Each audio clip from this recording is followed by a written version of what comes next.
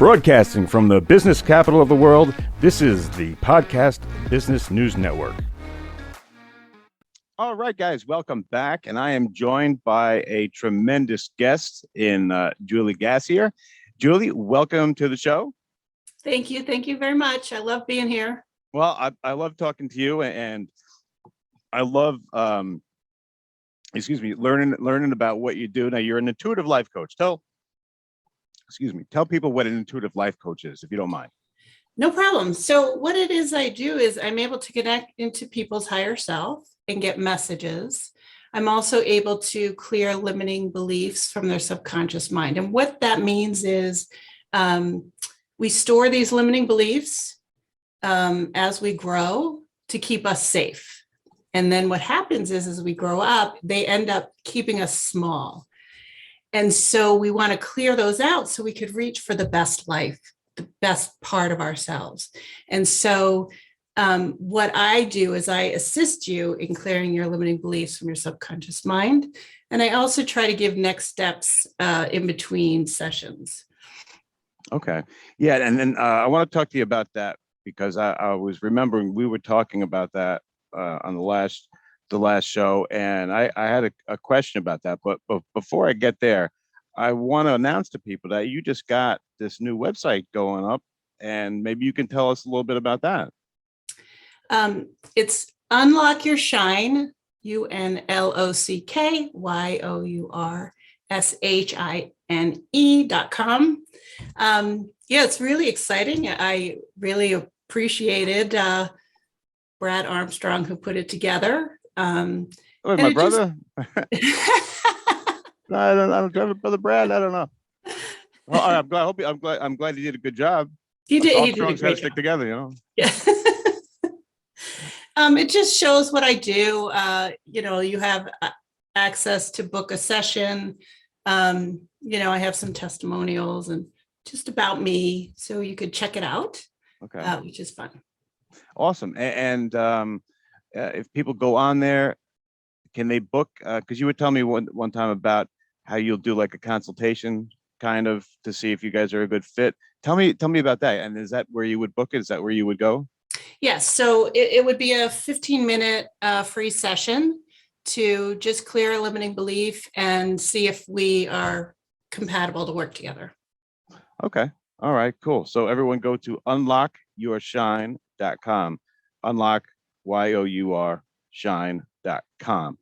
I thought it was really cool, Julie, that you said, hey, you and I, we always get off and we get on a conversation, we get on a topic, and sometimes we don't get to people that are writing in. So you said like, hey, if people are taking the time to write in, I want to answer them. So I thought that was very thoughtful. And so I'm going to get to some instant feedback that came through, and we'll get there in a bit. I just want people to, in case this is their first show, getting to know you more about what you do. So one thing I thought was really cool is that when you go in there and you're able to change those limiting beliefs, I understand that most of them are stored in the subconscious, where something happened at 4 years old. I remember, that example that you told us, something that could have happened that sticks with you, and you may not know it, right? But it's in there. How do you get it out? Well, you do actually sort of know it. You know something's not right? You're looking for something in your life, and it just isn't flowing. Now, sometimes, if we find a limiting belief, and you're open to it, which you are very open, it makes it very easy to clear. You align with what I was saying. It made sense to you. Sometimes, though, if you're not open, it takes a little bit more to get to that. But, people are different and everyone has their own experiences. And I had a situation where I had a limiting belief with someone, and it came up at "you're not enough" was the one. She's like, I don't know what you're talking about. That's not true for me, blah, blah, blah. And then months later, I see her Facebook post and she writes, oh, my daughter said how I don't feel like I'm enough. And, I'm going to try to strive to be enough. And I just, I didn't need the confirmation because I knew that Well, was her. yeah. Yeah. Wow. But Yeah. she finally got to it, Oh, she did. She worked it out with you. And worked it not, out no, on not with her. me, but she found it. So Okay. yeah. And now here's the question I had before I get to everyone else's question. Um, Now, is it different? This might. I hope this is a good question, but I was thinking about it since our last time. Um, so I was a wrestler, right? And won a considerable amount of matches, which I still remember is like 137, but lost 23. Now those 23 is proof that it wasn't good enough.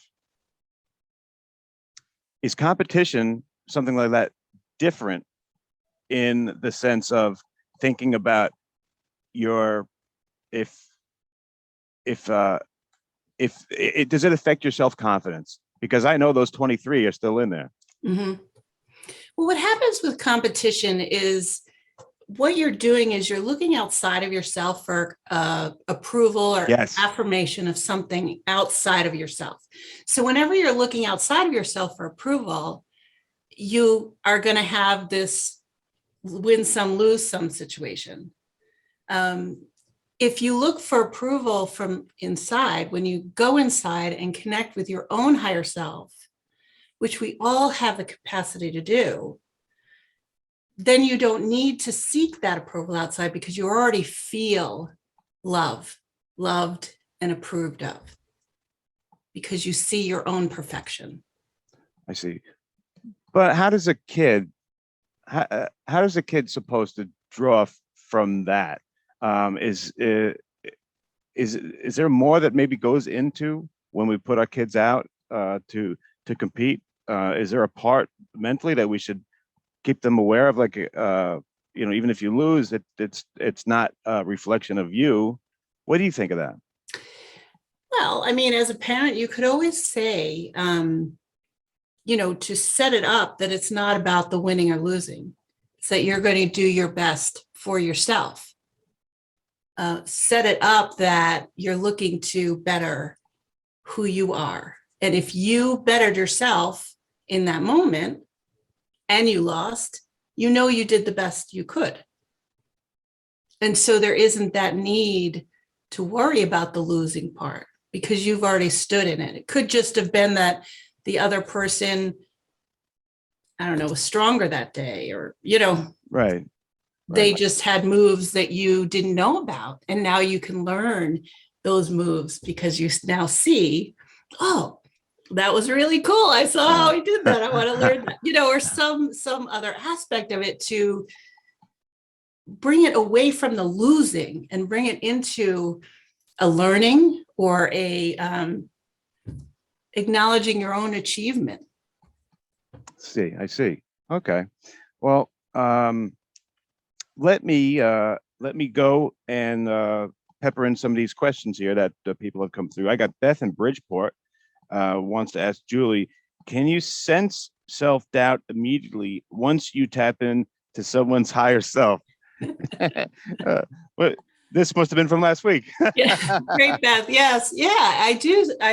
When there is self-doubt in there, or when any kind of fear shows up, when I'm tapping in, I get nothing, like nothing shows. So what I do is I energetically, ask the higher self to help clear whatever that is. And I see it as like a burning away of this energy. And once I do that, I can go right into the message that's coming through. And thank you, Beth. But are there some instances where you're working on somebody, and I know we talked a little bit about trauma. Is there anything, or is it trauma? Is there anything that would block you from getting to that point where you're going to take that limited belief away, Um, or work with it? I mean, yes, there could be instances that they're not ready to go that level, although your higher self is not going to give you anything that you can't handle, right? So most of the time what comes through is whatever you can handle. it's not going to, your higher self is not going to be like, let's just dive deep and rip this away. You know, it'll gently go there and work at the level that you're able to work at. And with a trauma, like you said, I believe you were saying that you're not going to, go through this punishment again. But you're going to maybe understand a little something different than you might have in the beginning. But you're not going to feel that pain again. That's not why you're doing it. No, you don't actually have to relive anything. It's your higher self doesn't want that for you. A lot of times we relive it anyway. Yeah. We just keep going over it, whatever it is. And in clearing it, you can release it, but it doesn't have to be relived. It's just a matter of bringing in whatever truth needs to bring light to that topic, whatever it is. Okay. All right. Thank you for that. All right. I got Stacy in Houston. Julie, can self-doubt be created when we have our expectations set too high?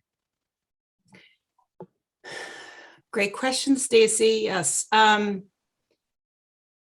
Expectations are about something outside of yourself. So they will create self-doubt because you're, again, looking outside of yourself for something that is not really achievable. You think it is, but you don't really have any control of anything outside of yourself. The only thing that you can do is check in with your higher self, with your internal energy. Here's a little practice to learn about how that would feel. So think about something that you love. Just really feel it. Like, let's say you love the beach, right? So and you smell the smells and you feel the lovely breeze. The sun is out, the ocean's crashing. Oh, it's beautiful. You love it. Where do you feel that in your body? When you're in that, like, do you feel it in your belly? Do you feel it in your heart area? Like, figure out like where it shows up in your body and what it feels like. And once you get that energy, like once you feel that, now say the statement, I hate that thing, the beach. I hate the beach. Now, there is a whole different feeling in that because it's against what's the truth. It's the opposite, right? Right. Where do you feel that? Like, I feel it like a constrainment of my whole energy, in saying that I hate it. And I actually like feel like I want to cry a little bit because, it's like so against the truth. Right. So that's how you can learn how to get this sense of, am I aligned with something or am I not aligned with something? So if you're saying, you have a choice in front of you and you get this feeling like constraint, it's against your own higher self. Because now you learned how to feel it in your own body. So let's go back to the question she's asking about expectations. Will that bring up self-doubt? If you're looking outside of yourself and you're looking for confirmation from something, you'll probably feel that constraint, which could bring in self-doubt because now you're not honoring who you are. So yeah, I think that's enough on that. Yeah, no, that's a great example. And I was thinking, what about the opposite? What if I say something that I really don't like? For instance, I don't like to change my oil. I don't like doing that. So what if I say I love changing my oil? It should feel the opposite, right? You probably would feel that constraint because it's not truth. You're looking for your alignment with the truth.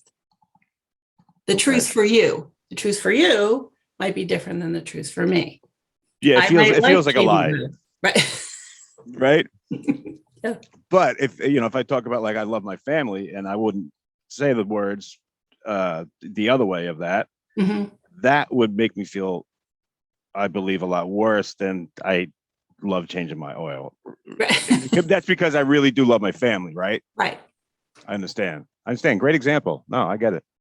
Okay. Thanks, Stacy. Okay, Yeah. Mr. Producer. Okay, thank you. Mr. Producer, I got time for a couple more. Yeah. Okay. I got Rebecca in Miami. Julie, does self-doubt make it harder to accept and believe when people give compliments to us? Absolutely. Absolutely. If someone gives you a compliment and you're in the face of this self-doubt, you're going to be like, they're just making it up, or they want something from me, right? They're trying to butter me up. Yeah, I got you. But if you were standing in your own greatness and someone gives you a compliment, you say, thank you. This is wonderful. I appreciate that you're saying that to me. And you allow it in. Gotcha. And yeah, because everyone that knows that person where they are uncomfortable if you give them a compliment for some reason. Where does that come from? What is that? Is that a limited belief? Yeah. Mm-hmm. Yeah. Okay. That limiting belief, well, that's just a generic one, but that could come from just not being lovable, right? So if you feel you're not lovable based on this limiting belief, people telling you how wonderful you are and lovable you are, you're not going to buy it because you already believe this other thing. Right. And you have people like that you work with, I'm sure. Yeah. And it's a common thing, I would assume. Yeah. Mm-hmm. How do people get a hold of you? I know the answer, but I'm just asking you. Well, they go to my website now, and there's a place to send an email.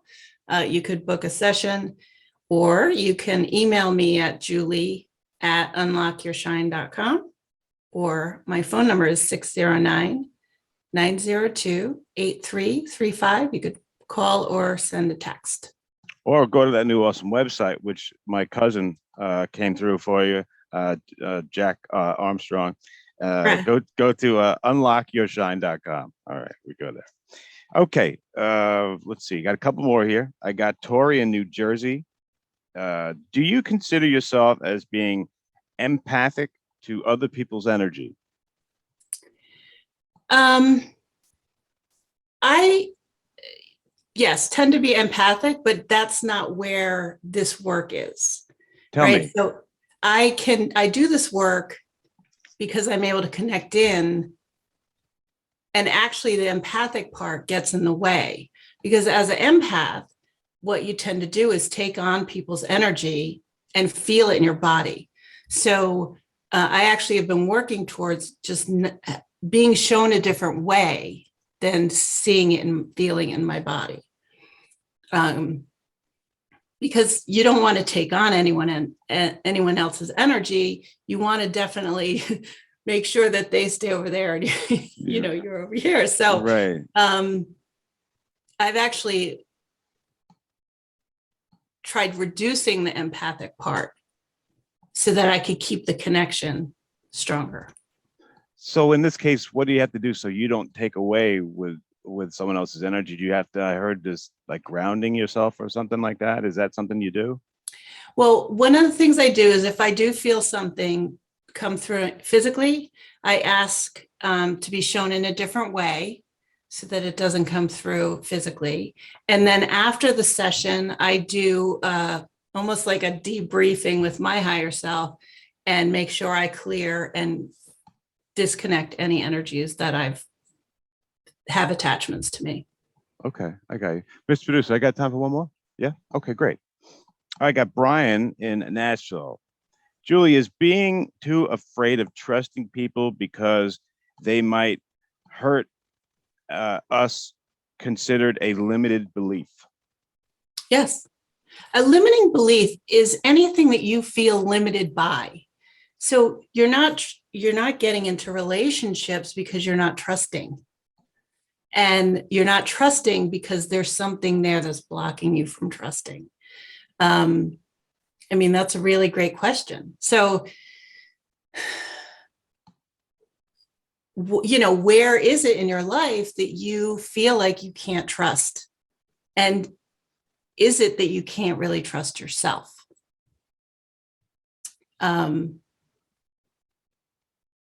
Because when you're trusting yourself, you don't have to worry about anything, because you will come from that higher self space, that highest good space. And then your life will just flow. But in with this block here is going to stop you from even knowing what your highest good space is. Gotcha. We've talked a lot, and it seems like people have a lot of, or I guess I should be asking you, do you find that deep down, a lot of us pretty much have the same limited belief of not being good enough, not being worthy? Is that what most people come to you with? Because if we all got honest with each other in some way, we have those, don't we?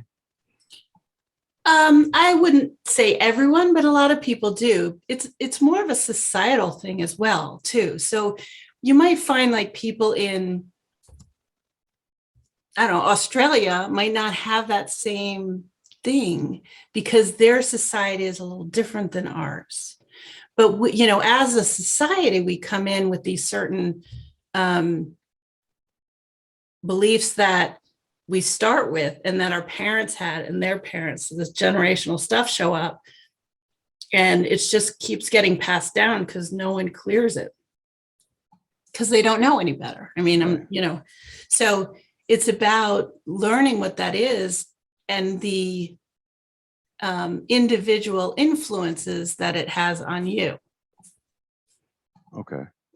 Because I know that what led you to find this introspection and to go and work with your mentors and find out this information, find out you had a talent for it and that you could do it. You felt a lot of the same things that that myself and about the people that were writing in. Just so people can kind of see that, you know, you definitely can relate to them. Can you tell the audience just you know, briefly about your spiritual path and how you got to where you help people right now? Well, so I had trauma in my life, and I was working to, you know, I did therapy and I did all these different methodologies to get happiness, is what I was searching for, right? Reaching for happiness. And I'd get there a little bit, and then that self-doubt would show up and it go back, and then I'd try something else. And so it was this constant cycle I got in of self-doubt and disappointment. And it just was like this over and over thing. And, you know, it's like, I'd want to give up. Enough of this. I'm just going to put my feet up. I get it. Yeah. But because, you know, there's this part of me that's very persistent, I just kept going. And so I kept looking. And this one day I was watching a movie, and I was watching the movie Beyond the Secret. And this man showed up on it, Daniel Recknixer, and he said, you know, you're looking for more, but you feel less because you're looking outside. And I was like, his words were just so profound. And so I Googled him, and I watched some of his YouTube videos, and it turns out that he and his wife have this Intuition Wisdom Institute program to learn how to do what I do. And so I, you know, did a free session, and I was hooked. I was like, I want to do that. I want to release this stuff. And as I've been releasing, my life is flowing in a better, it's not doing this anymore. It's actually flowing forward, and things are happening for me. Like, I'm doing this podcast with you, which is really beautiful, you know? So cool. Awesome. Wow. So things are flowing now to me that hadn't been for a very long time. So, right. And if that's not an example what other people can do, they just get a hold of you, and that's a great thing to end on because we're out of time here. But Julie, tell people again how to get a hold of you, and you know what people should do. You know, because you were there once, and you know these people, they just reach out. You know, it's just the first thing, right? yes, absolutely. So you could go to my website, unlockyourshine.com.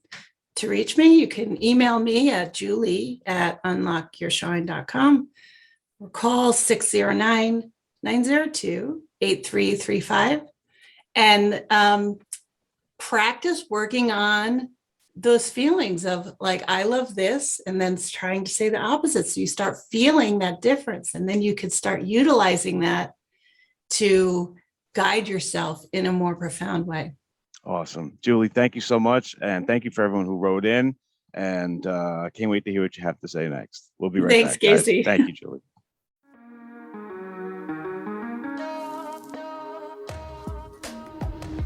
Broadcasting from the business capital of the world, this is the Podcast Business News Network.